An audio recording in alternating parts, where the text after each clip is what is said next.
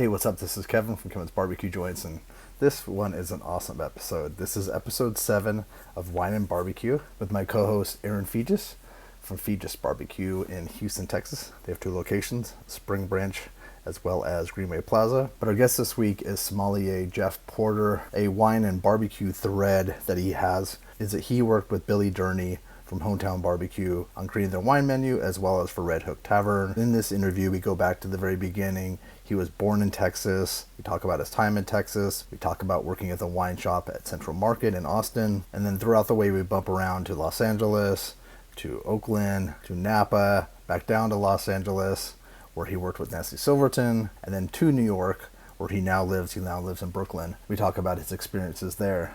And they sort of overlap Aaron's experiences, so that's really interesting. This one is great because with my regular show, if you watch my regular show, I'm the only one interviewing.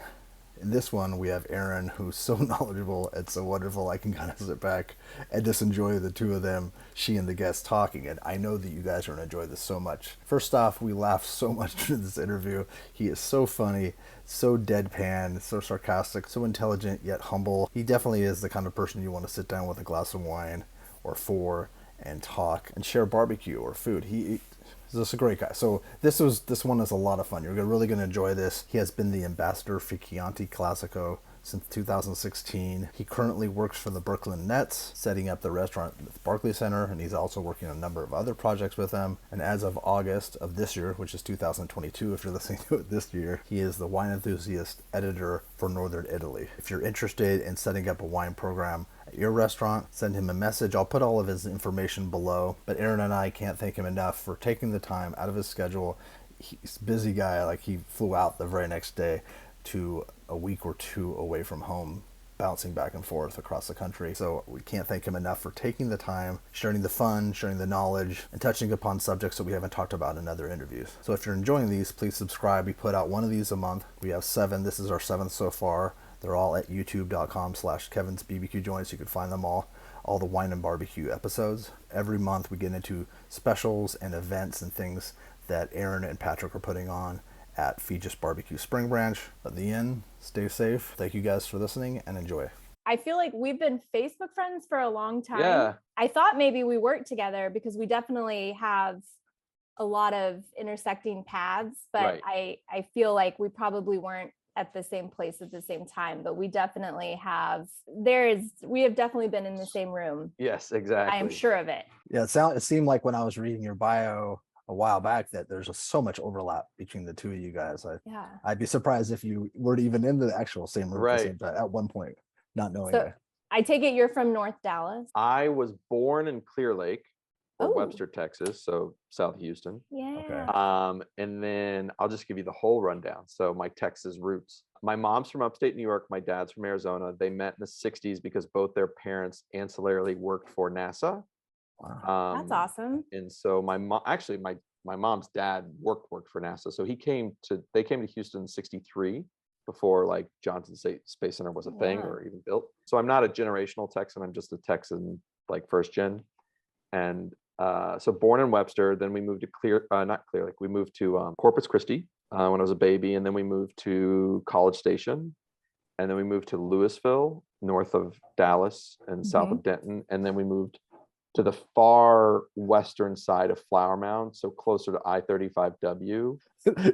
We did a guess as to where you were from, and I said Flower Mound randomly, and I said, how do you even know what Flower Mound is? And he knows one person from Texas and they live in Flower Mound. That's hilarious. Yeah. He knows one non-barbecue person from Texas, and he goes, yeah, my friend lives in Flower Mound. I'm like, that's so random. So when we moved to Flower Mound in 89, so we moved to Louisville in 84, I think. There was like 5,000 people there. And then when we moved to Flower Mound in 89, there were 6,000 people. Wow. And now it's like now it's all one. Everything has grown. It's all connected. There's like I have a lot of family that lives in Denton, and there's no gaps space on the drive from Dallas to Denton anymore. I mean, you used to drive through the country and you don't. Now you're just like, it's just a bunch of Chili's and Bennigan's until you get there. Yeah. And we when I used to drive, like, so when I drove from and we were on the far, far western edge of Flower Mound. So literally right before it turned to I-35, it's like the northern part of Lake Grapevine. I would drive I had a truck, of course, to high school, and it was a 30-minute commute, just one way with no traffic. Yeah.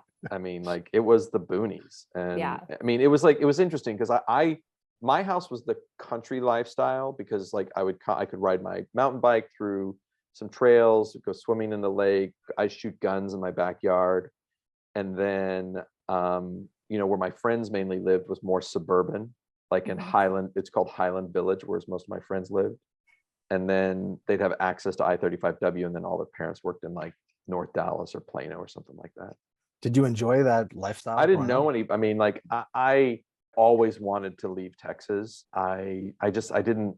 I loved my friends, but I just knew there was a bigger world out there, and I wanted to be a part of it. Flower Mound wasn't it, and like I tried my best to get out through college, but I didn't get accepted to very many places outside of places in Texas. So I went to the University of Texas, and that took me to Austin. What did you study there? I studied nutritional biochemistry. Oh my gosh, I'm a biochem major. Oh, really? Yes. And I started out as with a nutrition specialty at TCU, but then I transferred to tech and focused just on molecular biochem. Wow. So my mom's a nurse practitioner, and she used to run a free clinic in Louisville, in the poor part of town. And so I used to work there with her growing up, and I love medicine. And so I did pre-med, and I chose because I was a really, really, I mean, I'm a big guy still, but I was a really fat kid. I got into nutrition and started losing weight. And I decided that, and I found out in medicine, they don't teach nutrition really. And like 5 of the top 10 diseases that we contract as Americans are almost all nutrition related. Yeah. And I was like, this is ridiculous. So my whole goal was to become a general practitioner, because when I was a kid, I'd go to the general practitioners and they'd be like, you're fat.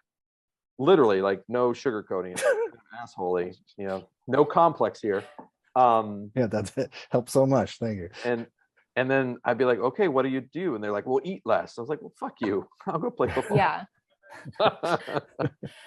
That's not very helpful information. No. Were you planning on then going to? Yeah, I was a med nutritionist school or all the way. I know I wanted to be a general practitioner. But with a proper focus. Focus. And like at the time, I remember in college, there was this author named, or he's a doctor, Dr. Wild, based in Arizona. He was a guy that really combined allopathic and Eastern medicine together, or holistic medicine, and with a nutrition focus. So I was like deep into that. And then I worked at a restaurant actually. And this is actually in concurrence, like wine had just become a hobby, but one day the light turned on. I was like, oh, I can make wine like a business. This is a thing. People make money at this, and the lifestyle seemed really good. So I followed that passion.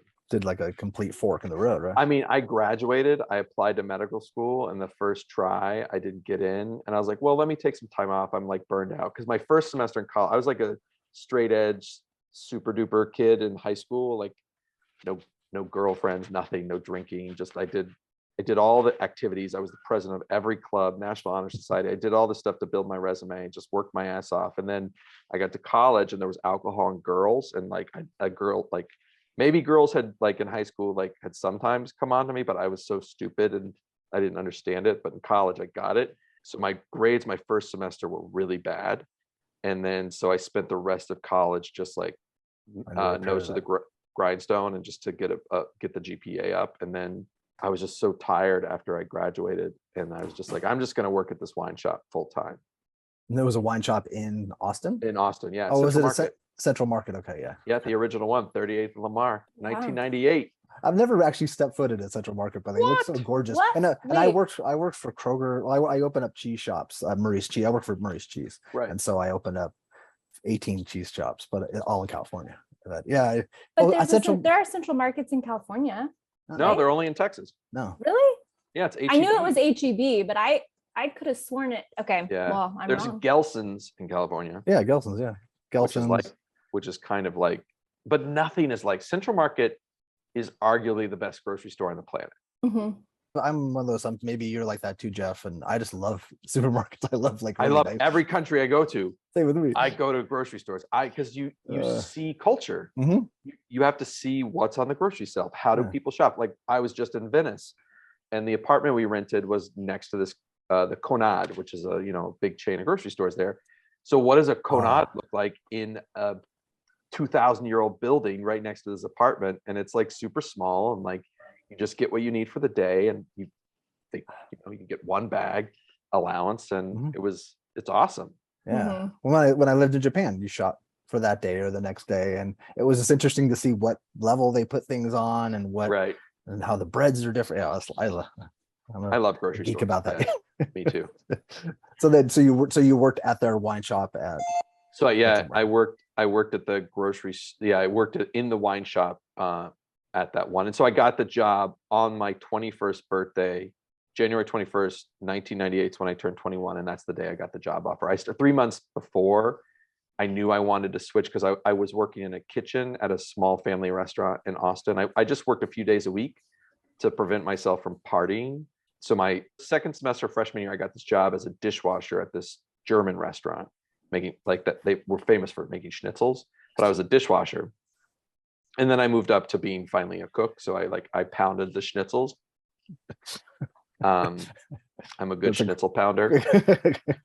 And put that on your resume above ambassador of Chianti Classic. I'm surprised that wasn't on the Charleston Food and Wine website. Schnitzel pounder. You can, if you go to my IG. So during what's it called, the thing we just had, COVID pandemic, COVID. I did these shows called If I Could Do It. So I'd like cook things live with a friend of mine who'd be on the other end and drink wine. But I pounded a schnitzel during COVID. I hadn't done it in like 20 years. That's great. Did it turn out great? Was it like riding a bike? It's like riding a bike. Skill you never lose. Just pound it out. I'll have to search out that. That's a t-shirt. Just pound it out, and in the back is a big schnitzel. It's actually, and every restaurant will have that shirt. I'll put a link below to that. So was it like a little YouTube show, or was it? It wasn't on the. It's on Instagram. Yeah. Oh, it's on Instagram. On your reels or whatever they want to call it. Yeah, I mean, I think it's in the main feed. Okay. Because that was before reels. I think, I don't know. Anyways, so I was working at this restaurant, and the chef would give me a glass of wine every night at the end, because I think he felt bad for me. And he's German. He would just tell me a story, and then I'd get really into the wine. And then my dad sent me a book by Hugh Johnson called Wine. I was fascinated by it, and so I was still doing it, and with the idea that I'd go to medical school. And then when I didn't get into medical school on the first try, I was like, I just need to take a break. And so that I screwed up that timeline. I was working, I got into wine, and so I started hanging out at Central Market because I loved buying food there. And I made friends with the wine stewards, but I wasn't old enough to drink, and we'd like talk, and like we'd hang out, and they'd give me some wine on their days off. And then I was like, I'll do anything. And then as my birthday present, they gave me the job as the like box boy. Oh, that's cool. That's awesome. what I started. But then it was 1998, so I was just trying to tie it into barbecue. The barbecue renaissance, so to speak, was like what, more 2009? Is that? Yeah, it's much later than that. Yeah. Okay. But barbecue, like as a Texan, it's interesting. Like barbecue, not just the smoking, but grilling, open fire cooking has always been part of my lifestyle because of my family. Like my dad, some of my fondest memories of being with my dad. My mom, because she worked for the school district too, had the vocational high school for my dad's present one year make him an oil drum barbecue. And we had that and like smoker in our backyard. And it was awesome because it had a steel like cutout of Texas on it. I wish we still had it. Oh, that'd be so great to have. I wish I could find photos of it because it was awesome. But it was just so plain Jane, like it was exactly what you'd want. And we would smoke brisket, and my dad would smoke anything on it, ribs. And then also when my mom would go out of town, my dad and I would go to the old school butcher in Louisville, Texas. He'd buy like basically the Texas version of bistecca fiorentina and a head of broccoli and a big potato, and each of us would get one of those. No wonder I had a weight problem. But it'd be like a 36-ounce steak, a whole head of broccoli, and a whole potato with like cheese and everything on it. That sounds. I was so impressed that there was broccoli. So the broccoli was Eat part of this that. because I feel like my husband would be like, why do you need the vegetable? Well, I mean, if you're going to eat a Carbohydrate protein. 36-ounce steak, you got to get a way to get it out. So I, mean, I think that was what my dad's thinking was. Might be stuck there. There's a logic. There's some logic to the whole scenario. It's But just basically, it's the plunger or the pusher. I'm not sure. That's another shirt. Yeah. Broccoli, the pusher. a 36-ounce steak. I'm trying to think. What's the big Texan? Is that 96 ounces? tomahawk? 72 ounce. No, in Amarillo. 72. Yeah. Okay. Yeah. I drove by. I couldn't convince. We did a American road trip last year, and we drove by it, and I was like, "Can we stop?" She's like, "No." She's like, "Is this will not be?" She knew you would have to eat it, and then you'd basically just be sick for like the next couple of days. Oh yeah, she's like, "This will not end well for you because I'm highly competitive and I would have done it, and just probably puked my guts out." How did you get to San Francisco then? Wasn't that kind of your next? Well, I did a year. So I graduated in December 99 from UT. And then I decided just to work full time at the wine shop and just kind of like have a fun time, which I did. And then I felt guilty. And so I applied for Teach for America. And so I got into Teach for America. And my last choice was Los Angeles, California. And that's where they sent me. And so I taught high school for 2 years in Los Angeles. Where in Los Angeles? In South Central, Okay. near the Watts Towers. It was great. It was an amazing experience. It did what it was supposed to do. Teach for America always says that the goal isn't necessarily to make teachers, it's to make advocates and change people's lives so they continually think about their decisions that will affect children. And it did for the rest of my life, and it always will. And I loved it. What an experience. I missed wine more and money. I won't lie. You get paid like shit. So Everybody needs a little bit. And I had met a woman who lived in the Bay Area. And so in 2002, I got a job with the Henry Wine Group as a distributor out there. I moved up to Oakland. How long did you live there? I lived in the Bay Area from 02 to 09. And so I was very short-lived as a distributor because they put me in the corporate retail division, which is basically like a glorified duster at supermarkets. And I hated it. And I was doing a ride along. And the way I became a sommelier, I'd never worked the front of house in my entire life of a restaurant. Not once. Never served anybody shit. And someone said, "Oh, you've got really good energy. I like what you're saying. You should apply for this job at this restaurant called Trevina." Never heard of Trevina. Didn't know diddly. I faxed my resume for the kids listening. And I got a call back. And I went up to St. Helena, and I interviewed a bunch of times, and I worked service there. And they're like, "Have you ever been a sommelier?" I was like, "Sure." And fake it till you make it. And I became a wine director at age 25 at a very famous restaurant that I had no idea anything about. Had you ever been to Napa and Sonoma at all? Once, yeah, with my dad. But it's true. Fake it till you make it. I think a few reasons they hired me versus some other more experienced people is, one, they were kind of cheap. So I was cheap. Two, it was one of those things where I always tell people when I'm in a position where I need to hire people, I will take passion over knowledge any day. Knowledge of or experience, because you can teach fundamentals. You can't teach someone to love something. That's true. Yeah. That's a very good point. Did you go become a sommelier up there, or? So I took my first quartermaster somm thing. It was funny. I took it in Alabama. So I flew. I could never get into the courses in San Francisco because they would always sell out really fast. So I found a course that was being taught at the Beau Rivage Casino it was in Biloxi, Mississippi. And I flew to Biloxi, Mississippi, and I took my intro course there. I think I talked to someone that took a course there, and I actually, in a past life with my dad, we sold furniture. We sold furniture to that That's property. The Beau Rivage, and they got destroyed in Katrina, I think. I think they did, yeah.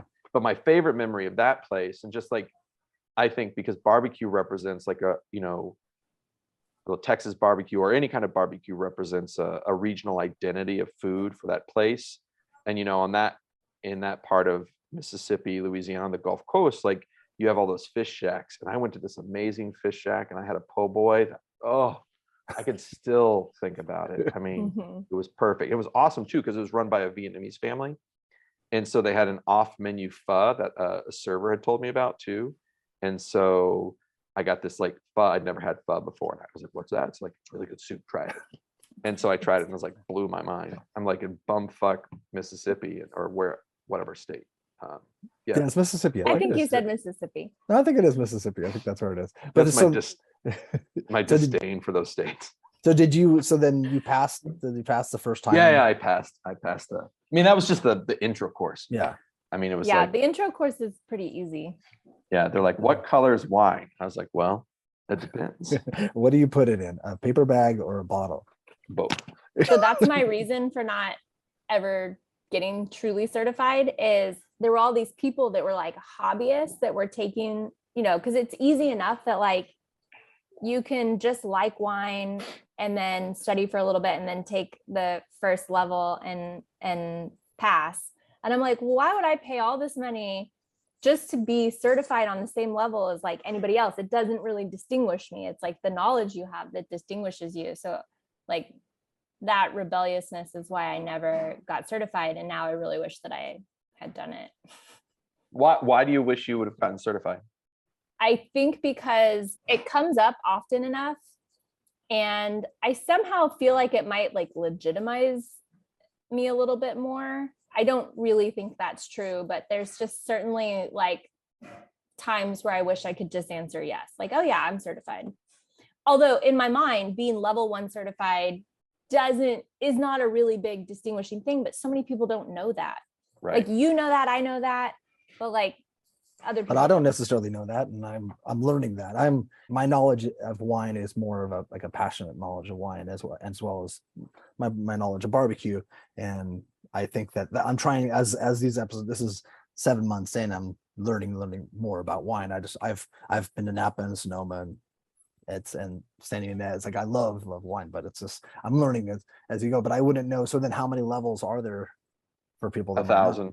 1,000. So I'm 1,000 level is they're now 4. So when I started the whole process, there were 3, but they added a certified. So it goes intro, which is for more of your hobbyists, and then you have the certified, which is the one that's a little harder, and then the advanced, which is super hard, and then the masters, which is. So for Kevin, the master is when somebody says like, I'm a master sommelier, that is very distinguishing. Not a lot of, more so in the last like 5-10 years, but prior to that, it was a very, very, very small number of people that had passed that course. And the test gets harder. So like the first one that we say is for hobbyists is really easy. I mean, you could know very little about wine, study for about 2 weeks and pass it. But they get harder, and they get harder exponentially. So by the time you get to the 4th certification, I mean, it's years of training, and you can't just go into that. It's something you really have to prepare for, and a lot of people don't pass it. So it definitely like you have to take the first course to get to any of the other courses, but I just never felt like the first course was. I felt like I would always probably stop at the first course because this was prior to that second in like the course that was introduced, and I felt like it wouldn't have really distinguished me. I mean, what level are you, Jeff? Me, I'm an advanced sommelier, so I took the master sommelier exam twice, and I passed 2 parts, and then the time I was going to take it in 2014, there was a test that was offered in February. And I was already, and my daughter, my first child, or my only kid, was going to be born in March, but she decided to come in January, and she really wanted to be in the hospital. So I called and said, you know what, hey, I can't go. And they were like, well, you have to, or you're going to reset. And I was like, I have a kid in the NICU. It's kind of I'm not, and they said no. So I said, I guess I'm not going to be a master sommelier. You know what? That's the reason I'm not taking that certification. I don't want any money going to that organization. I mean, I won't like, so this happened, obviously 2014, the organization has changed. I still have pangs to want to do it, but I'm too past. I'm past the date. Like I'm expired for not just for like, it's just the studying. Like Yeah. When It's a time commitment. when I was studying, like it was everything, my whole life, the amount of money I spent for tasting and all that stuff. And it's just, I made a decision too, and it's the right thing, because the one thing being a master sommelier, it's a jack of all trades and master of none when you're studying. And once you get the MS, I mean, it's a great achievement. I have many friends who are master somms, and I'm envious to a point, because it's something it was a thing that I had set for myself that I wanted to achieve. Mm-hmm. But life happens and it gets in the way, but the decision I made after that is I wanted to become a person that in the United States, when someone thinks about Italian wine, I wanted to be in the conversation. I wanted to be on someone's, anywhere in the United States. I want someone to think, oh, Jeff Porter is the person you should talk to about that. And when I really dedicated myself to one region, it opened up a whole nother thing for me. And that's where some of the certification things get a little wonky, because wine is so big, right? Yeah. And I think it's great to have a base level, but it's like college, right? So like you don't just get when you study biochemistry, you start a foundation of, you have to biology, physiology, pchem, whatnot. Mm-hmm. But then you specialize, right? Biochemistry is different than organic chemistry, which is different than plain chemistry when you get into the upper level. And we don't do that with wine. Like the pinnacle is like, you need to know how many grams of residual sugar are in a TBA, right? Like literally, who cares? Yeah. Like let's talk about the historical ramifications of the fact that we call the Charmat method when it was really invented by an Italian named Marinotti. We had a really interesting conversation. We interviewed Raj previously, Raj Par, for the audience. And, he gets a lot of credit for having this amazing palate and being really good at doing blind tastings. And when we asked him about it, he kind of laughed. He said, yeah, I mean, I used to be really good. It's a muscle. So like my muscle memory is probably okay, but I'm not as good as I used to be. But he said also 10 years ago, when I was considered really good at it, things were very clearly classified, right? Like Chardonnay from a certain region would taste always like this. He goes, there's so many more regions now. There's so much more experimentation. The lines are so blurred that obviously not, the Master Somm exam does try to keep things pretty classic. But if you were just to show up at a bar and somebody poured you a glass of something and said, what is it? Like it could literally be really hard to distinguish, because people are trying to do things differently, right? Bring grapes to regions that they previously haven't existed.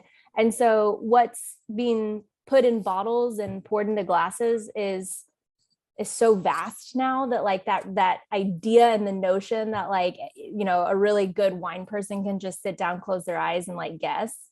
I mean, that's not even really fair. Well, I hate the blind tasting like game when people push it upon you. You're like, oh, you're a sommelier, what's this? And you're like, fuck if I know. You're gonna get lit, like come on, like, relax. But it's true. It's like if I went to the barbecue restaurant and you poured me the Texas Sangiovese, I'd probably have a hell of a time figuring out what it is. Yeah. And specifically where it's from. Yeah, there'll be a lot of some similarities in Sangiovese, but when I think Sangiovese, I think of like very specific places. And there's a construct to that. And that construct would probably be blown away, which is, I would say, the coolest thing about wine. Yeah. And in the beauty of where we are in the wine world today is that it's become, it's a bigger, broader world with so much more information, which makes it challenging, but also it's fun. Like as a person who just wants to always learn, it's super cool. Someone says, hey, Jeff, have you seen what's been going on in Texas? Like, oh, I haven't tried the wines in a while. Let's try them. Oh, there's a group. There must be a tour right now in the country of Georgia, a wine tour, because like a lot of people in my Instagram feed are like, oh, we're in Tbilisi, blah blah blah. I was like, oh, that's really cool. Like, I want to learn more about Georgian wines. So I think that's really, really, really awesome, because a lot of these classic regions that we were all taught are so expensive now. They're so untouchable. Yeah. That at the end, it's just fun to explore and find new stuff. Well, and to your point, barbecue has done the same thing. Barbecue has expanded and changed, and there's a lot of people bringing their regional background and their ethnicity into barbecue. It's been elevated and changed and shifted, and it mirrors that in a way. How did you end up in New York? Then I was in San Francisco. So I was in Napa Valley, and I got another job in San Francisco proper, and then I got a job in Los Angeles at a place called Osteria Mozza with Nancy Silverton. Oh, you worked with, okay, yeah. That's how you got connected to Joe, right? While I was there, yeah, with Joe, and while I was there, the wine director at Del Posto left, and Joe called me and said, "Do you want to come to Del Posto?" I was like, "Yes," because I've actually, since I was 13, my dad took me to New York City. I was 13 years old. I became a Mets fan and a lover of New York City. And my mom's from upstate New York. My grandma went to Pratt, which was here in Brooklyn in 1933. She worked at Bergdorf Goodman's in the 30s. My grand uncle, so my mom's uncle, he worked at the United Nations right after World War II, after he got out of the Army, or the Army Air Corps, whatever. And then so there's family roots here, and so I just wanted to bring. I've always wanted to be here. The energy, the passion, the intensity, the expense. I wanted less for my money, and you're so in the right place. Yeah, exactly. And so that's how I got here, through Del Posto. And what was it like for and when we're saying Joe, is Joe Bastianich? What was it like working with Nancy Silverton? Nancy's the best. Nancy's the greatest chef I've ever worked for. She's humble. She's an amazing presence. She's graceful. She's very, very kind, very faithful. And she has the best palate of any human being I've ever met in my life. Wow. That's amazing. I've sat at the bar and watched her make the mozzarella, make the caprese, like this, and just watching her interact with, this is ages ago, 7-8 years ago, but it was just so wonderful just to even be in her presence. And she seemed like a kind soul. And then I've seen her on TV since. Right. She just seems like a sweet woman. She hardworking, man. And it's awesome. And when she's on the line and she's in it, she's like making it, and you watch her make bread or focaccia or any number of things, and she's just like, when you eat what her hands have touched, it's just magic. It's your taste buds explode with so much joy. Her cookbook is by far my favorite cookbook to use, because the recipes always turn out really good. And she definitely has like a special touch. And to think like her path too is amazing. I mean, she was a trailblazer. I still to this day don't think she gets enough credit for what she's done for American food. I agree completely. So, but then going from there, then going to that restaurant group in New York, those are some heavy hitters there too, and those restaurants are big time. No, it was such a eyes wide open moment instead of eyes wide shut. Yeah, it's just like, oh, holy moly. Yeah, and the masks and the weird bacchanal parties. But it's interesting, and it didn't hit me for a while, but like coming from California, even like working in Napa and working in San Francisco and working in LA, serving well-heeled people, when you drive, you drink different, right? Or you should. And so people don't go for it as hard. And then in California specifically, there's such a BYO culture that a lot of people bring their own stuff. But in New York, man, you don't have to drive. You got a driver, there's taxis, there's a subway. Yeah, people go after it. I mean, I've never sold a cocktail, then a bottle of champagne, a bottle of white wine, a bottle of red wine, dessert wine, then after dinner drinks. And that was commonplace. And like in LA, that was like 1 out of 20 tables would do a real dining experience like that. That was a big moment. And then also, like, working at Del Posto too, where it was so high in, still not at the beginning realizing that you could go, to 4 digits, even high 3 digits. You're like, oh, I sold a bottle for $120. And the rest of Sam's looking at me, you're like, you're the wine director? What the hell's wrong? You could have sold that guy $1,000 bottle of wine. But it's like, look how happy he is. He's like, shut up, sell more. A lot. And there's also a different type of money in New York. There's that money here in LA, but I don't know if it's focused on every restaurant. It's so concentrated in New York. I mean, there's obviously tons of money everywhere in this country, but the amount of people who have that level of disposable income is unbelievable. Like here, like something like this, like you say $1 million. So $1 million is a ton of money, but like I think, because of Elon Musk and Amazon, we're hearing billions of this, and this guy's a billionaire. If you make $1 million a year, that's about $88,000 a month in income. I don't even know what to do with $88,000 a month. I mean, I could figure it out pretty you can figure it out really quick. But that's insane. And also those guys. There's a lot of guys in New York that were getting massive bonuses. I'm sure they still are, but and taking clients out for crazy stuff. That happens in Beverly Hills. That happens in Dallas. I'm sure it happens everywhere. Just so someone doesn't call me an idiot, it's actually $83,333.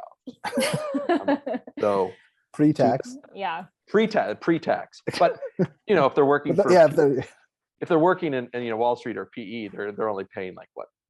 12% tax on that. So exactly. I think people that live in New York are willing to spend more money regardless of how much they make. It's something about like living in that city, being around so much high fashion, great restaurants, you have access to everything. So you kind of think a little bit less, like the budgeting doesn't really exist in the way it does in other places in the country. And I know that because like when I lived there, I made almost no money. I mean, I was a line cook, but I sure did experience all the high-end things. I think that was just really important for me to get it all in, to take it all in, to live like New Yorkers live. Right. I was like when I got to New York, I think I was so taken aback by it that I like reverted to the opposite. Like I tried to be cheaper than everybody.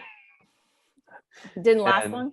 No, it did, because I had a goal of wanting to buy a house here in New York City. And I was like, there's no way in hell I'm going to be able to buy a house if I keep living like the rest of the sommeliers around me. So I was like, I'm going to continue to save as much as possible and then see what happens. And I achieved that American dream.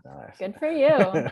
Now, I'm curious, when did you leave per se because you worked for with the Italian wine merchants? Was that? Yeah. So I left per se in 2007 and started working at Italian wine merchants, which really opened my eyes to that. That's where I fell in love with wine. I was a cook there, so I wasn't like hands-on wine, but obviously around a lot of it. And did you ever work with Mike Marcelli? That name is very familiar. Talia was there at the time.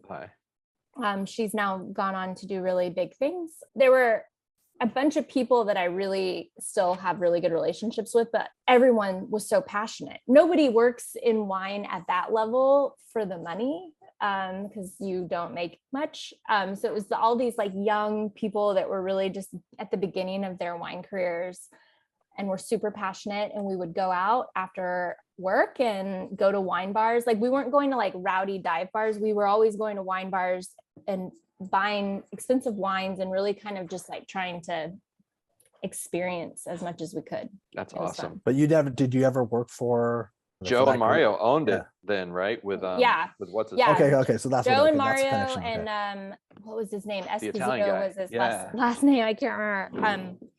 So it was the three of them. I think Joe and Mario sold to whoever the third partner was after I left. So they're not still part of it. But they were a big part of it then. I mean, the Bastianich wines made up a pretty big portion of the inventory, and some of them were really good. It was, it was so incredible to focus on this one country and be able to really learn so much about the wines that are produced in Italy. And at the time, Italy was still kind of up and coming. Like, I think it was still in the shadow of France, because this was in the 2000s, like before 2010. And they were still, I felt like in a lot of ways, like as a country, Italy was like trying to prove itself, and the wines that we were pouring were really good, but they weren't always as expensive. I mean, certainly there are expensive Italian wines, but at the time you could drink really great bottles of Italian wine and not spend a lot of money. So, that was always great for me too, is to like walk in and ask one of my wine friends, like, I have $20 and I want a really good bottle of red, like point something out. And you could get it. Can you still do that? Yeah, I think so. Yeah, I think you could, right? Yeah. I mean, it also depends on the regions. It depends on the regions. Mm-hmm. It's like, because you used to be able to get, a Barolo for like 35 bucks. And this was only a decade ago. And that's the interesting thing about it. Like, I'm so glad you said that about Italian wine, because I've been saying that too, is like, Italy's always had this chip on its shoulder when it came to France. And it wasn't until recently that Italy was like, wait, they finally realized, like, the light bulb went off, like, wait, we don't have to like look to them. We can do our own thing. We can look back to our own history and do us. And that's just like, and that's what's happening in lots of other regions throughout Italy right now. And just the wines are unbelievable. I think if you can spit up to $30 at between $25 and $30, I think you can get some of the best wines on the planet. And then you'll be talking retail, or you're talking at a retail. Yeah. Okay. But those wines at a restaurant would cost $40-$50. So you're still looking at a really affordable menu price as well. Depends on the markup, but you're probably not spending over $60 on something that would retail for 30 or less. I was just at a restaurant in Williamsburg, Missy, which is an awesome Italian restaurant. That's Talia's wife, right? Yeah, exactly. And I had a bottle of wine from Slovenia, but right on the border of Italy, with Friuli and Slovenia. And it was like $75. And it was awesome. That's awesome. Totally awesome. I'm actually drinking, it's blurry, so you probably can't see it. Oh, Elena Vol. Yeah, we just added this to our menu. We always I like to have a Chardonnay option, but I'm very choosy about what that one item is. And I really like her wine. So this is cool, because I follow you guys on Instagram and social media too. And like, I got in 2018, Billy Durney asked me to help him put together a wine program for his newest restaurant, Red Hook Tavern, and then also work at Hometown. And we had a pretty ambitious wine list at Hometown at the beginning. And I think part of it was like, there was no one like you work there, right? So like I was just a consultant, so I trained people. They didn't have like the floor presence. But how did you turn the key and switch the gear on people to like recognize that wine and barbecue is where it's at? It's still a work in progress, and I've studied your list quite a bit, actually, and you kind of nailed it when you said, like, you're just able to do so much more with the New York clientele. Your price points are, you're able to go a lot higher than we can go. Our menu is really small. We started out with like 15 wines, and I think now we're down to 12, and 12 feels like a really good number for us. And I've listened to the customers as much as I've listened to myself. So I know we have to have certain things. People will order a Chardonnay. They don't really care where it's from or who makes it, but they'll order it. So I'm committed to always having a Chardonnay presence, but then I get to determine which Chardonnay it is. And so I get to research and find producers that I'm excited to pour their wines, and, that I agree with how they're producing things, and I like the flavor profiles. And so that part of it's fun for me. I get to take, I know I need to get this on the menu, but what this is, I get to really kind of determine it. We've also learned, that Texas pride is huge. So I've got 2 Texas wines on the menu. One of them is Southold Farm and Cellar, which was up in North Fork for a little while. And I really like what they're doing. I think they're going to get better every year. And so I really want to kind of always work with them and have some presence from them on our menu.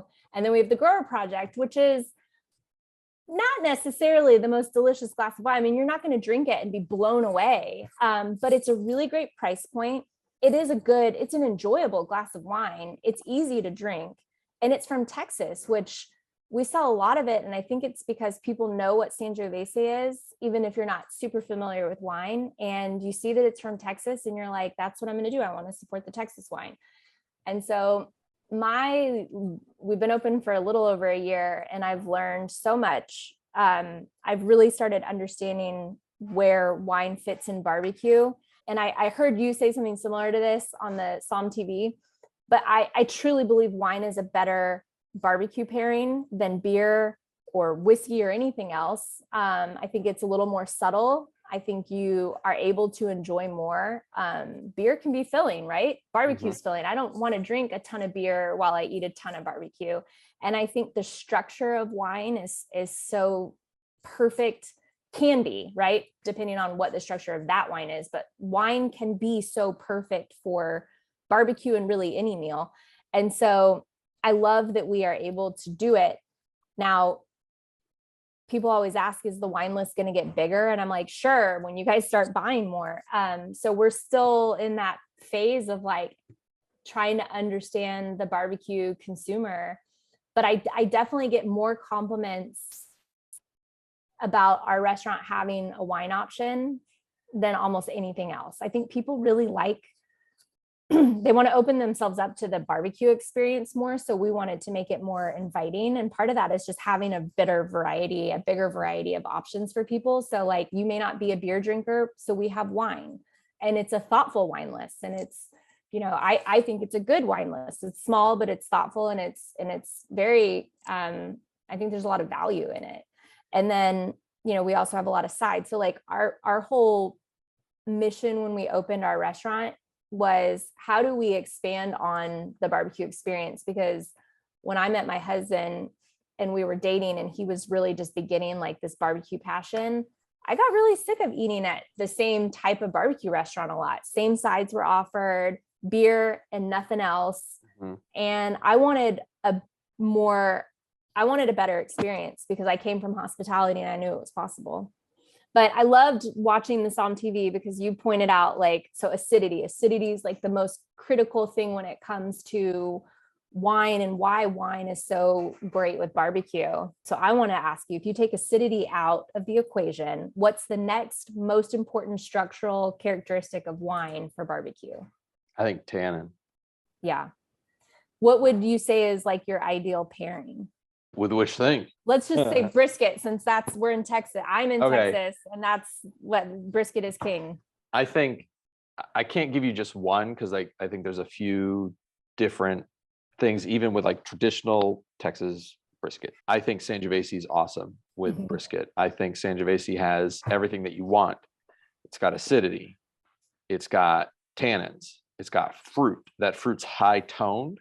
So it's the contrast to the big base of brisket. The other one I really, really like, which kind of amplifies more of that richness, is Cabernet Franc from the Loire. Mm-hmm. Like the best flavor I've ever had in my mouth in my entire life was a 1977 Olga Raffaut Chinon with a slab of brisket. Wow. Nice. It literally, this was in 2015. And it's when I was at Hometown Barbecue in Brooklyn, and I had to grab the table. I was like, and I knew wine and barbecue have always been good together, but I was like, fuck, we got to do something about this. It was like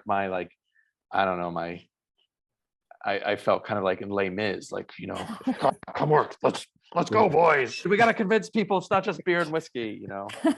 And I think, you know, had I worked actually on the floor of the barbecue restaurant because we've pared back the list at Hometown. I don't consult for them anymore. Billy and I are just friends, and I'm kind of like a consigliere to Billy.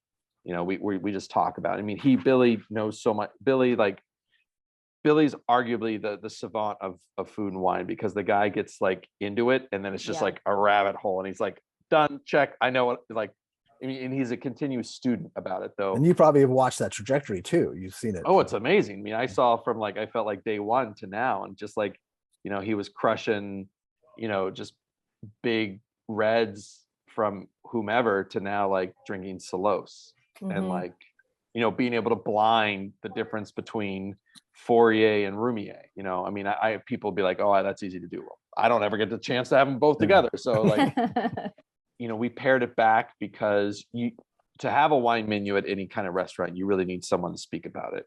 And, you know, we put notes on it, and it's just, even here, it's people appreciate it, and people like it. And we sell a fair amount of wine, but we pared it down to like 6 or 7 selections. We only have one, which we don't anymore because we sold it. We had one bottle option that was only available by the bottle. Right. Everything else is by the glass. But we had like 50 when we first started, because Billy wanted to make a statement, and I think it was the right thing to do, and I still think it is. You know, I have a dream of a restaurant in my head that I'm trying to to concept out, but it won't be it won't be like what you think of barbecue, but it's definitely, there's fire, there's meat, and there's wine. That's great. No, that's great. And it feels like that there's sort of an understanding now how barbecue and wine work well together. I think a lot of people, and throughout doing this podcast, and I reached out to Erin 7-8 months ago because I could see what she was doing, and I've always felt like barbecue and wine were the perfect pairing. In my dream, I always wanted to open up in Napa or Sonoma a barbecue joint because I thought that's perfect, and people come in, you can introduce them to so many different things. I don't think that's ever going to happen. But then when I think it could slay. I mean, like it would be like, top brisket and Colt cabs. Like, I'm not joking you. Like I'm not joking you. Whatever.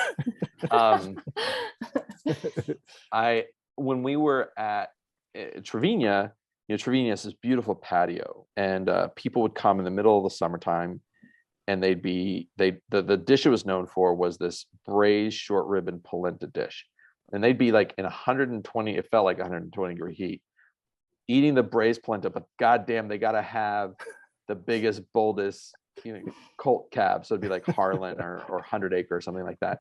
And you see them sweating and just like hate eating every moment of it. Hate eating. Just had to do it. And you like come over as a server and like dab their foreheads. Like, you can do it, buddy.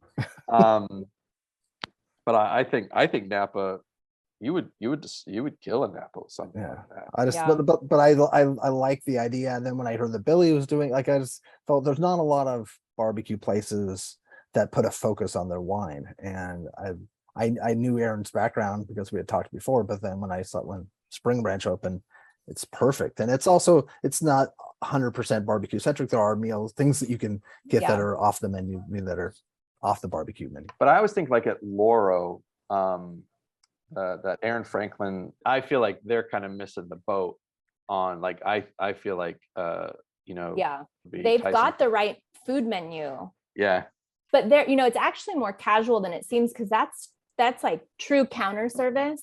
Are they cocktail centric? Is that kind of how they? Yeah, they have a lot of cocktails. They do have a lot of cocktails, but it's similar to what you said, the floor presence. We have that issue. In fact, I think in the very first interview I did for Spring Branch with Kevin, before we were doing wine podcast, and we were talking just about Spring Branch, he was like, what's one of your biggest challenges? Is we didn't hire wine professionals. We can't afford to hire wine professionals. We hired people to run a register, and we trained them as quickly as possible to learn our food menu and to understand barbecue. And then on top of that, we're throwing wine. Some of them had never opened a wine bottle before. Like, I pull out a wine key and they're like, what is that? In fact, I just threw away. It's not even a wine key. The crank. Oh yeah. Nice. I was like, who brought this in? If you brought it in, I'm throwing it away. I will pay you back, but we don't use these. You know what I'm going to do next time I guest somewhere? I'm going to have that in my back pocket and use that as my wine opener. So funny. Be like, excuse me. And then you're like, eh. But in all fairness, like, we've trained them as much as we have time for, and just kind of threw them to the wolves. And when we pared everything down, because we pared it down slowly, like, there were things that I just felt like were maybe a little too expensive or too hard to pronounce.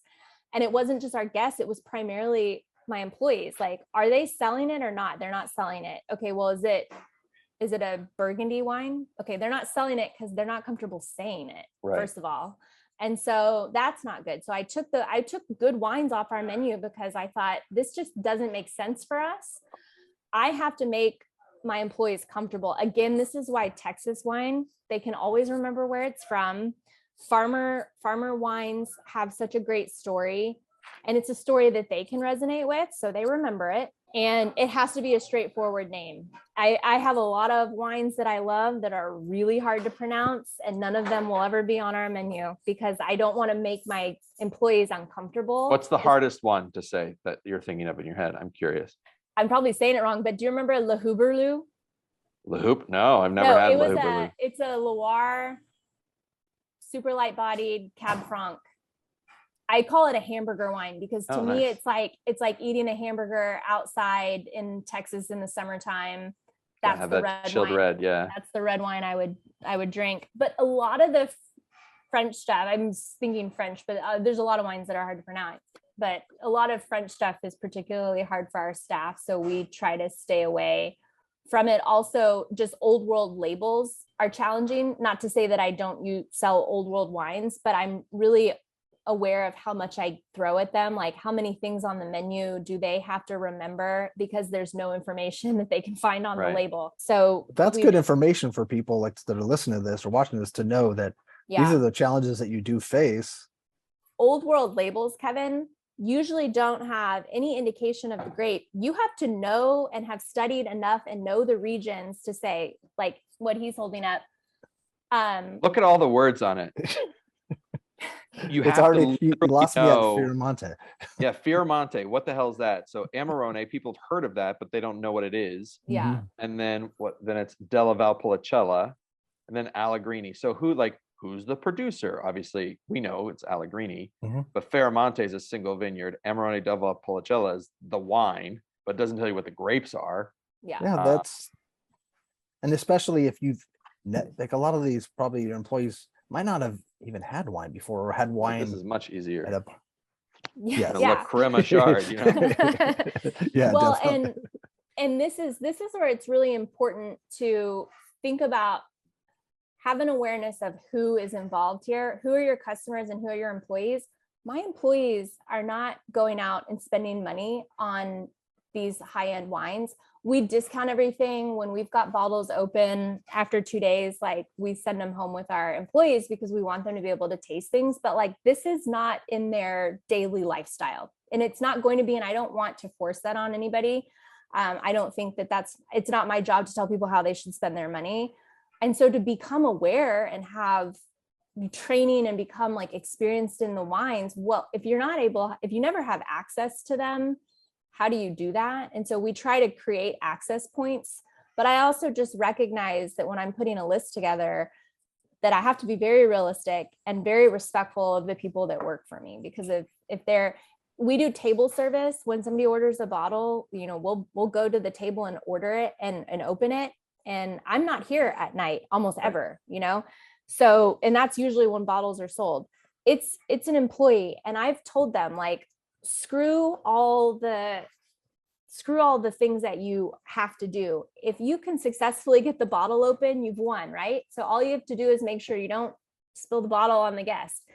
And I've shown them and we've trained them on how to do bottle openings. But my real goal is to take away any anxiety that comes with it, because we want them to want to sell bottles, and they will over time get more comfortable and it'll be fun, right? So now I think a year in, we've got most of our front of house employees have been with us since the beginning.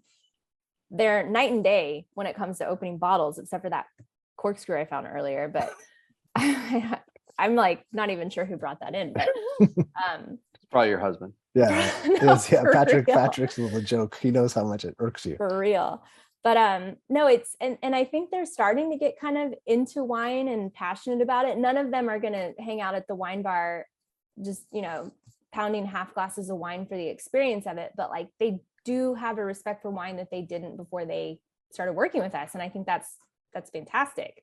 But that's the reality of barbecue and wine is unless you're going to have this budget that allows you to hire wine professionals that also want to sell barbecue, like it's a niche and it's hard to find those experienced people. So be willing to train and be willing to loosen the standards enough to, make sure people don't feel uncomfortable.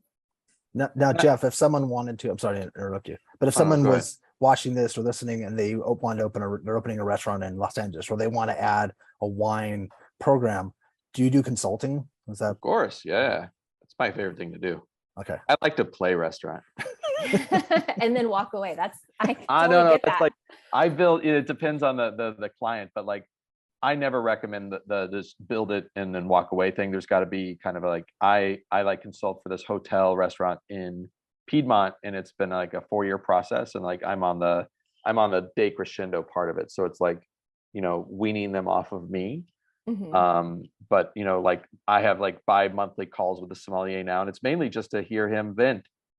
I'm more like a therapist now, but that's part of it. It's part of it. Yeah. Restaurant industry is tough all over the world, like in dealing that it taught me a lot to open a hotel and a restaurant in Italy during COVID. It was crazy. That's amazing. That's a whole other podcast. But yeah, definitely I'm here to help. Okay. Because my passion, it's interesting because like, I don't know, a lot of people think if you've worked in New York City or you worked in a fancy restaurant that you're a fancy wine. Like my passion, and I think I'm in line with Aaron on this, is just like, it's just to get good wine in the mouth. Like price point doesn't matter to me. My passion is to find the best $10 bottle of wine. Mm-hmm. Like that's way harder than it is. If you give me $1,000 and say, find a good bottle of wine, give me $10, $1,000, I do it a nanosecond. Yeah. $10, that's homework. That's hard. The business of restaurants, so many people, this is like, so many people like to throw money at, they want to play restaurant. They want to be owners of a restaurant. The restaurant business is, you could be a gazillionaire and have the most successful business on the planet in your industry. The restaurant business is different. The restaurant business will eat you out and spit you out and doesn't care.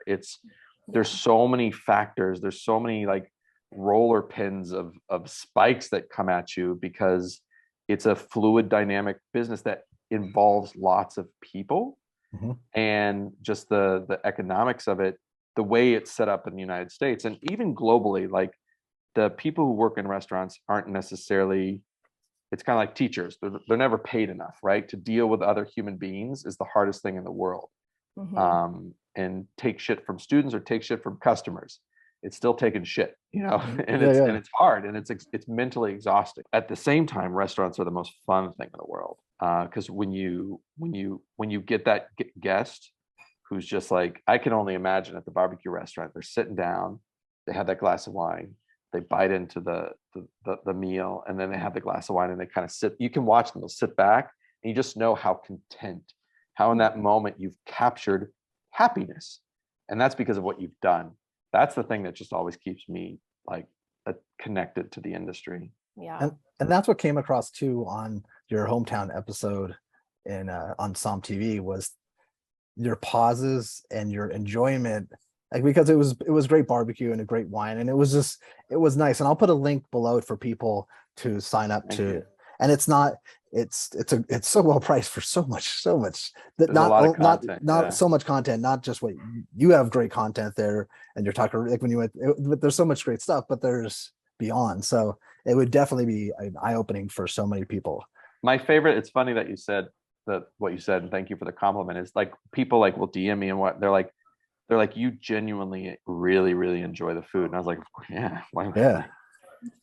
And if I don't, I'll let you know. Like I'm, for good or for bad, I'm a little too honest sometimes. But it's you could tell it's truly you. It didn't feel like you were, it just felt like you're talking to anybody, I love that aspect of it. And is there because right now, because you live in Brooklyn, right? Is that what you said? I live in Brooklyn. So do you have any other barbecue places that you love other than Billy's? Other than hometown?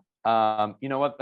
I'm kind of bad about that. I need to explore. There's more barbecue places that have opened up recently. I just have not. I don't go out very often. Not just because of COVID. It's just expensive here, and I'm a good cook. And I have good wine list at my house, so it's a little better value. I barbecue a lot at my house, so you can come to my apartment. We'll put your address below. Exactly. And your phone number. I don't have it. Spoiler alert, I have no idea. Let me think. I mean, I do you have any places outside of New York that you enjoy or that you remember? I mean, I'm going to Charleston on Sunday, and I like stopping at the Whole Hog place. Rodney Scott. I love going to Rodney Scott's. Yeah. That's another place. Like, I'm tempted to like go pick it up to go and then meet my friend at their house and like just have a good bottle of wine with that, because they don't have wine there either. Yeah. But like a whole hog and wine, that's next level. I mean, you look in like, if you ever watch Sip Trip, we have a whole episode in Sardinia, and Sardinia is the whole hog capital of the world. Like, you get these beautiful suckling pigs, you crack into them, you just like raw, and then you're like crushing like cannonau. Wait, I just had a really good idea.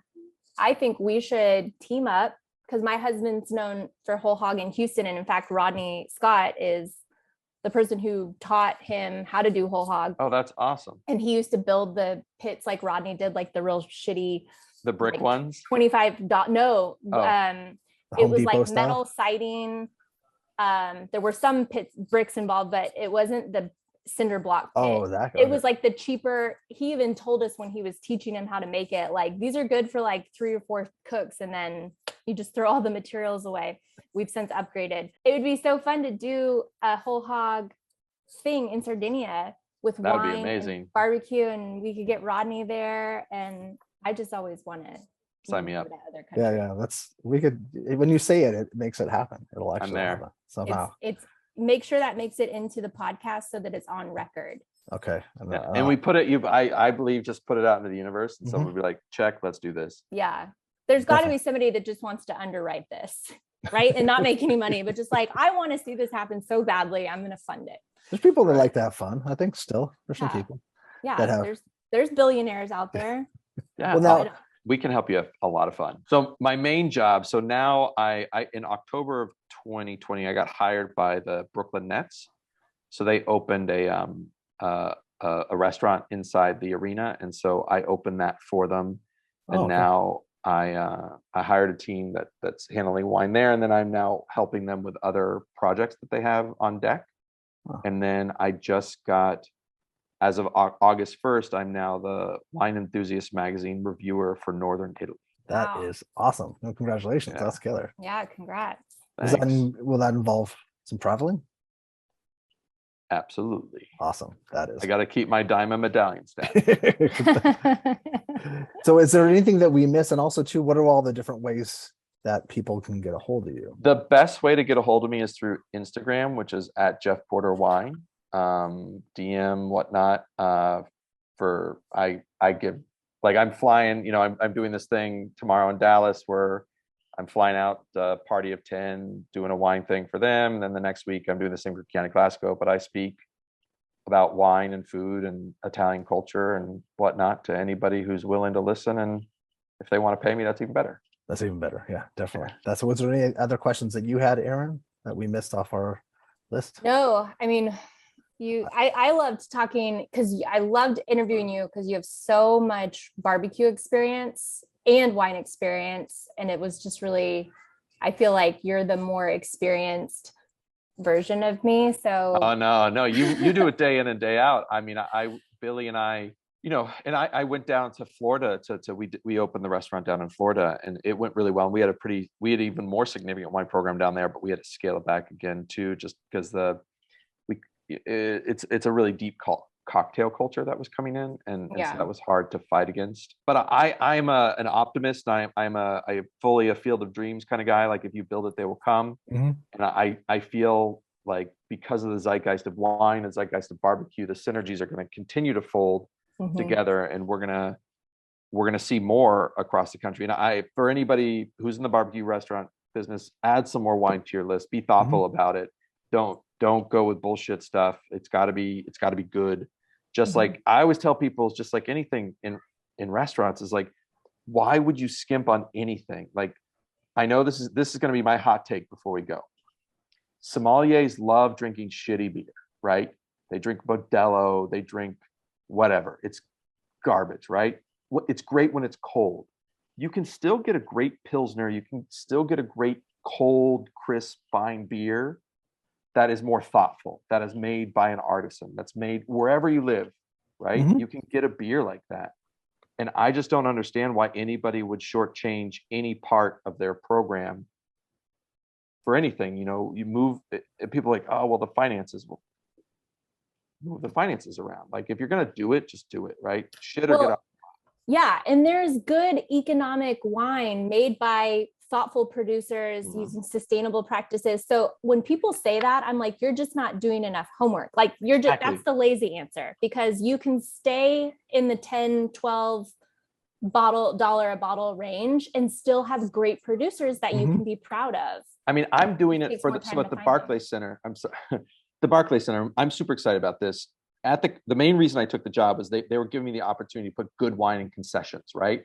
So normally you go to an arena and it's like $15 for literally the shittiest wine. Yeah. No, it's disappointing and sad. So I'm introducing a box wine program because there's great box wine, right? Mm-hmm.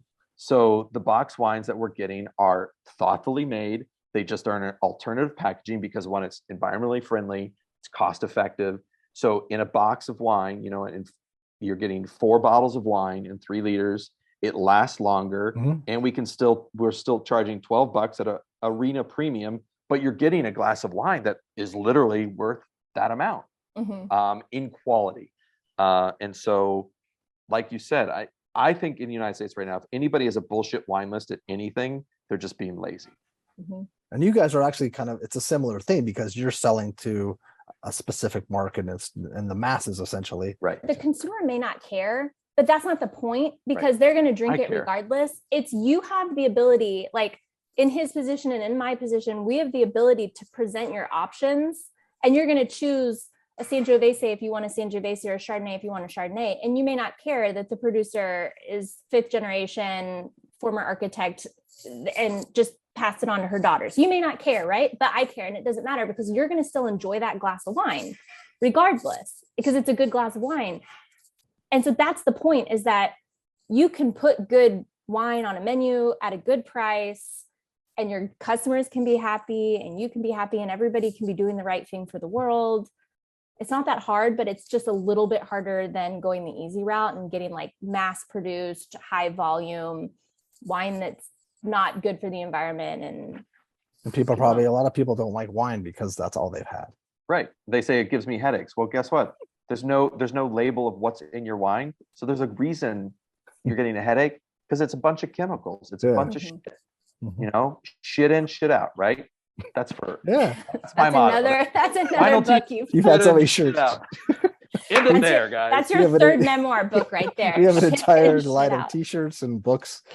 This is actually like we're brainstorming. We're throwing everything at the wall. But it's been wonderful talking to you, and we like this to be casual and cover top, but it's been so comfortable talking to you. Yeah. You feel like you're our people, and I had met you just through watching some TV, and now I so appreciate you being on our show, and hopefully a year from now or 9 months for sometime again, maybe we do a part 2, or if you have new things coming up, or if we have that, if we're all flying out for a whole hog or something somewhere. Well, if anybody watches some TV, or if y'all know people who make TV, I really want to make more of this stuff. And I think if people watch it, they like, you're good at it. You enjoy like it's you're natural. So it's fun. It's my passion to share joy.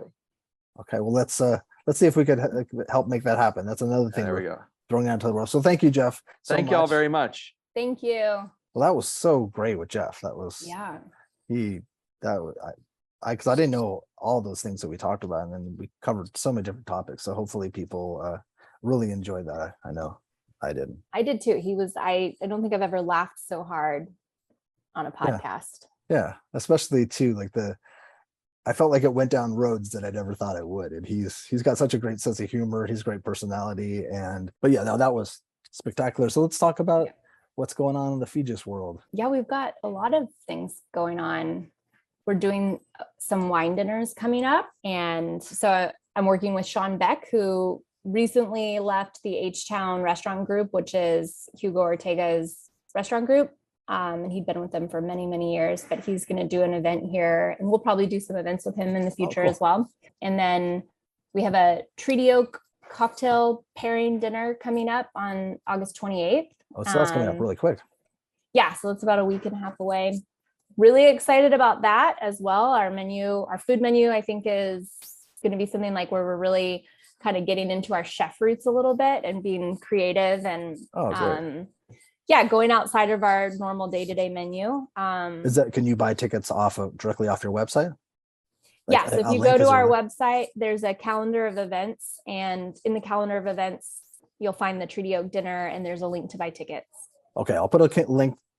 I'll continue from now on, a link to the calendar of events. I don't know if I've always put that, but that's a good idea. Okay. Yeah. Cool. And so what is that? So does that include, is it a meal plus some pairings and stuff? Is that? Yeah. So it's 5 food courses with pairings. So 5 Treaty Oak pairings. And then it's going to start with a little cocktail reception with food. So like great. when you come, we don't immediately sit down. There's going to be some time to kind of walk around, try some different light bites, and then we'll sit down and start dinner. Okay. So excited about that. And then I was just in your neck of the woods. Yes, you were. Over at Heritage Barbecue Invitational. Somehow we didn't hang out. We didn't hang out. Next But year. let me tell you, San Juan Capistrano was very beautiful. How nice is that? It's a little, it's south of, I'm in Los Angeles for people that are watching. It's south of John Wayne Airport. Okay. Yeah. So it's Southern Orange County. Yeah, it's a little bit south of Newport. It's very nice. And Heritage is right by they're right by the Mission, the San Juan Capistrano. They're across the street from the Mission. Yeah. It's a really, really cute area, right where the restaurant is. Like I said, you're across the street from the Mission. It's really cute, very like idyllic. Like I wanted to take a bunch of pictures because I was like, this place was not built for Instagram, but it certainly is very Instagrammable. So yeah, really cute spot. And the people that run Heritage Barbecue are fantastic. Yeah, Danny and Brenda are just wonderful people there. So hospitable. They took care of all of us. And there were a lot of us. I think there were like 40 or 50 pitmaster teams. All like all-star group of people. It was fun. So like on the first day we were there, some people came in earlier. We got there on Thursday and went to dinner. And then on Friday morning, Danny was like, I'm going to pick you guys up. We're going to go get breakfast. And I didn't have any information. I didn't know where we were going or what time or anything. He just texted us in the morning and was like, can you be ready in 30 minutes? Sure. And so we met up with him. And the next thing I know, Tuffy Stone, Stephen Rossler, like it was a small group. There was 6 of us, but like, I'm just sitting there going, oh my God. So I'm sitting next to Tuffy Stone and we're talking about his recent trip to Brazil. And some of the nicest people are the ones that you don't think are going to be very nice, right? Because they're like big names, but like Tuffy's as genuine and down to earth as it gets. And then we all went back to Heritage after breakfast and we weren't hungry, but lo and behold, like trays and trays and trays. Oh, was that when the video of the trays came out? Like an hour after breakfast. And I'm like, oh, I'm so full. And then these trays come and I'm like, I'll make room. Gorgeous. I will make room. Yeah. And it was a lot of fun. It's, I think barbecue people have the most fun when they're together and not cooking barbecue, but eating it and just kind of enjoying each other. And that's what that first day was on Friday, was everybody just kind of arriving and having fun and wanting to hang out before the event. Because the event was certainly a lot of fun too, but it's just always more fun when you're not working yet. Yeah, that makes sense. And we, it's like Texas people, Robert Sierra, Isal from 2M, there was just this big group of people. And we realized like, we really don't get together unless there's a festival. Like we don't get to see, the guys that work in San Antonio or Austin or Dallas or Fort Worth. In fact, we don't even see the other Houston people. So it's kind of fun to have that excuse to like get together. Did Misty and Russell come to this? They did. Yeah. And then they flew from the festival. They left to go on their Hawaiian vacation. Oh, the trip that I think Russell was talking about weeks in advance to see it, because he was looking forward to it very much. Counting down the days. Yeah. That's I wish I could have come. I couldn't because of circumstances. I wasn't able to. But it's and they'll have next year. So if people are watching next year's Heritage, so it was in July, right? No, August. Yeah. August. Okay. Well, I don't even know what month it is anymore. So next August, if people listening or watching and they want to go, tickets go pretty fast, and it looked like a huge turnout and music and just looked. And there's also a lot of local LA places that are smaller that they're giving opportunities to. I saw a number of people they do pop-ups and stuff here in Los Angeles. So it was a nice mix of like the heavy hitters, like the toughies, to all the way to. Yeah, I got to do some shout outs real fast because we were right next to 2 local. Oh yeah, you were by LA. A's Barber? No, Herc. You were by we were by Herc, and Herc's barbecue, and they were great. And I really liked the dish he was serving. I know he's kind of just doing pop-ups and like just coming up in the barbecue game, but I from the bite I had, there's definitely a lot of potential, and I'm excited to see where he goes. And I think it's really cool that so many people in the LA area and like in Orange County came. They had all the Texas barbecue gear on, like people were wearing shirts and hats and I mean, everybody was wearing something, and it just made me realize like the stretch that Texas barbecue has. But since we were next to Herc's, we were hearing a lot of people like, oh, where are you located? Or people coming in going, man, I've been following you guys. Like, where's your next pop-up? So like, there's definitely a lot of hype. And then are you familiar with Ragged Tooth Barbecue? Mm-hmm. Yeah. So we were sandwiched in between them. Okay. Oh, okay. Yeah. He moved. I think he lives in Temecula now or something, right? Yeah. That's where they're based. Yeah. He worked for, with Moose, with Andrew and Michelle for a long, long time. And that's when I met him. And then I think he does stuff with them every so often when they need additional bodies, but cool. So Ragged Tooth. Okay. So so we were right in between the two of them. So I felt like we had a very like Cali little thing going on. Yeah. And McGilla's, I think they were there, and I think there's A's barbecue, or I think it's A apostrophe. I think it's A's. It was a really long list. So if they weren't from Texas and I didn't already know about them and they weren't right next to me, unfortunately, I didn't get to walk around very much. But no, there was definitely a good amount of people, California barbecue. Well, Californians doing Texas barbecue on the list. Yeah. And it's growing. It's taking baby steps. And you didn't get a chance. Did you get a chance to go to Moose Craft Barbecue? No, we tried so hard. Here's the thing. Every time we wanted to go to LA, people would talk us out of it because they'd be like, it's going to take 3 hours. That's true. It's like, it's 2 hours because Friday was going to be the day we went. After breakfast, we were talking about going because a couple of people had a car, and the locals were like, Friday is not a good day to drive to LA. Traffic's going to be a nightmare. It's going to take you 2 hours there and 2 hours back. And so then we were kind of like, we don't really want to spend all day in the car. So we didn't. That's probably my big regret, is that we made it all the way out there and didn't go to Moose and didn't really like go into LA. But we will have to come back. Yeah. And if you and Patrick come, there's Moose, there's Bert, you could see like there's a lot of Well, Bert really wanted us to come to his new restaurant, the Mediterranean restaurant at the Beverly Hilton. Yeah. And that's the kind of food, I mean, I like really, really like, I mean, you could just give me a dinner of dips and breads. Yeah. And that's all I need. Yeah. And so I was like, if we did make it into LA, I would probably do Moose for lunch and then go to Bert's restaurant for dinner. Yeah. I forget what it's called. I think it's with an S, I think. Yeah. Like Sabata or something. I don't know. Yeah. But that's and Bert's an amazing cook. So he would be like, he's always had funky ideas. And wasn't Bert was at the festival, right? Bert was there. I think I saw a video of him. Yeah, Bert was there for Slab. Yeah, he did skewers. I didn't get to eat any, but he was doing some kind of really labor-intensive skewers. Yeah. Which we laugh. We're like, come on, Bert, you know better than that. That sounds like something that every so often you would do. That's cool. That's really, really nice. And it's nice that you got a chance to see. That's a beautiful part of California. And it was, probably 105 in the city. So Moose would be wonderful to see, but also it would have been a nice hot drive there and back. Well, it was pretty hot where we were. I was really looking forward to like the advertised cool 74 degrees and breezy. It wasn't, but it was hot. I mean, when you were if you were on the water, you'd get a good breeze, but where we were, it was like we were just in a little too off the coast. It was a park in Dana Point, right? Isn't that kind of where they have the festival? Yeah. I was surprised. I was like, whoa, I packed for the weather that everybody tells me to expect in California, and what I got was Houston weather with less humidity. Yeah, no, and when I lived in Santa Monica, if I lived off the coast, I wasn't on the water. There was hot days in the summer, and I thought this is not how it's supposed to be, because the air could sometimes it's stale or it's not moving, so it's just hot. Yeah, we've had a hot, I think everywhere, but it's been a hot summer. So do you have any specials at Fijis that you want to, or anything new special wise? Well, we just started doing Tex-Mex Thursdays.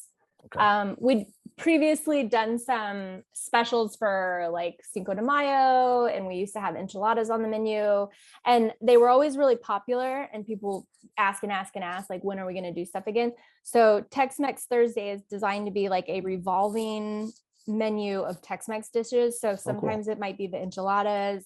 We'll probably revisit the tacos we did for Cinco de Mayo. But our guys have been really playing around with other things. So we did a whole hog taco the first night that we did Tex-Mex Thursday. And it's like one of my favorite taco bites that I've had in a while. And for I don't anyone think listening, most people probably haven't had that before. we make the tortillas in-house. Okay. A long pause. We make the tortillas in-house. I don't make the tortillas. I don't know how to make tortillas, but we have people that make tortillas and they are experts. They grew up making tortillas and we let them handle it. But yeah, that's what Tex-Mex Thursday is, and it's all day on Thursdays. So from 11 to 9 at Spring So that's a big deal. Branch. That's cool. That's really fun. That's nice. Yeah. Okay. But it's being Tex-Mex Thursday doesn't mean you can't get other items. It's just Oh yeah, it's just the special we're offering That's a that day special. is going to be a Tex-Mex item. Oh, cool. Gosh. Again, another reason why I wished I lived 2 blocks away. That would be that's such a cool thing. And it's going to be revolving and changing. That's awesome. And then you still have Wednesdays is still steak night? Wednesdays is still steak night, and we are still doing kids eat free. That's been really big. We're doing right now, we have a back to school promo for online ordering because we know it's just kind of a really hectic time of year and it's hard to always get dinner on the table right now. So we wanted to be part of that process to make things a little easier. So when you order online, you just type in back to school all as one word in the promo box and you get a discount. And we'll run that through the 26th. So it'll go through next Friday. Okay, cool. And we're getting ready for a really busy fall. We've got a lot of events coming up. People can still ship nationwide with Goldbelly. Yes. Yeah. Goldbelly is really taking off. Like that partnership a lot. And it's super easy. So yeah, go to goldbelly.com. You can just type in Fijis barbecue and our options will come up. Yeah. And there's lots of different options, sides, massive amount of stuff. And those sides are delicious. When you order sides, it's not something that's super photographable. So I just, even a word, I don't know if that's a word, but I just ate them and they're wonderful. The carrots are so killer. Thank you. Yeah, that's they cool. Really wanted us to do sides and we were like, well, we don't really like the sides don't sell well when we ship because we had that as an option in the past and people just wanted the meats and they were like, no, trust us, have the sides. Those sites sell really well on Goldbelly. It's like one of the top sellers. Yeah, I know. And I just it was super easy to order and they came cold and it was, you guys did an excellent job. It was almost like a fun test to see. And I wanted to photograph and film it, but it just wasn't something that it was just something more I just needed to devour. And it was wonderful. It was nice. It felt like I was at Fijis for a moment. So that was, that was really cool. But we have a really fun one coming up next month. Thank you, Aaron, for taking the time. You guys are super busy. And you have life and real stuff too. So it's been a challenging 24 hours for you. So I appreciate you coming on. I'm glad everything is doing okay. And say hi to Patrick. And cool. Will do.